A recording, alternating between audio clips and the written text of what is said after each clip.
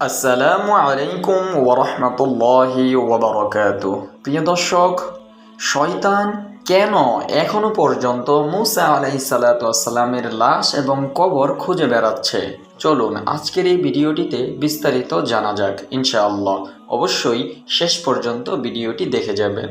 প্রিয় বন্ধুরা, যখন মুসা আলাইহিস সালাতু ওয়াস সালাম পৃথিবী ছেড়ে চলে গেলেন, তখন আল্লাহ তার কবর এমনভাবে লুকিয়ে রাখলেন যা কেউ কখনো খুঁজে পাবে না।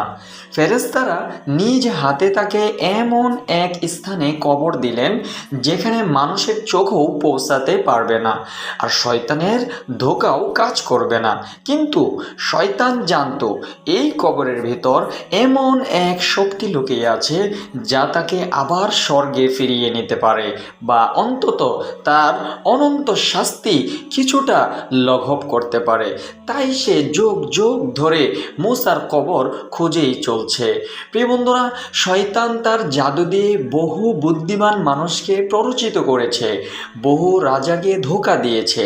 সে ফারাওয়ারদের কানে বলেছে, তোমরা যদি মুসার কবর খুঁজে পাও তবে সত্যি তোমাদের রাজত্বকে চিরস্থায়ী করবে। বহু সম্রাট, বহু তাবিজ কবজধারী জাদুকর, বহু গুপ্তচর, সবার একটাই লক্ষ্য ছিল মুসার কবর খুঁজে বের করা। কিন্তু যতই তার মরুভূমি চষে বেড়াক, পাহাড় খনন করুক, এক বিন্দু সফলতা মিলেনি সেই শয়তানের।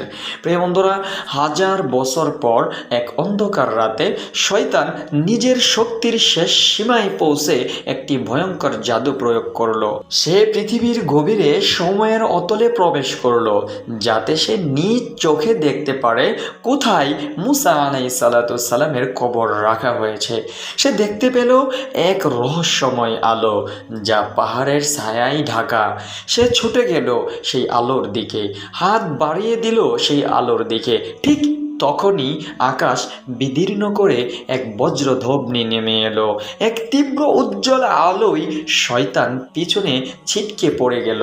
প্রিয় বন্ধুরা, তার সামনে দাঁড়িয়ে আছেন ফেরেশতা জিবরাইল আলাইহিস সালাতু ওয়াস সালাম, আর বলতে লাগলেন, হে অভিশপ্ত, তুই যতই চেষ্টা করিস মুসা আলাইহিস সালাতু ওয়াস সালামের কবর তোর হাতের নাগালে কখনোই আসবে না। এ বাক্যে বজ্রপাতের মতো শয়তানের হৃদয়ে আঘাত করলো। সে বুঝলো যতই সে চেষ্টা করুক আল্লাহর ইচ্ছার বাইরে গিয়ে কিছুই সে করতে পারবে না।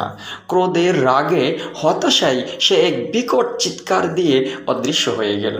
কিন্তু তার খোঁজ আজও শেষ হয়নি। সে এখনও ছায়ার ভিতর দিয়েও খুঁজে বেড়ায়, মরুভূমির ধুলোয় লুকিয়ে থাকে। গুহার অন্ধকারে শোনা যায় তার হতাশের সেই দীর্ঘশ্বাস। কিন্তু সে জানে সে চিরদিনের জন্য ব্যর্থ।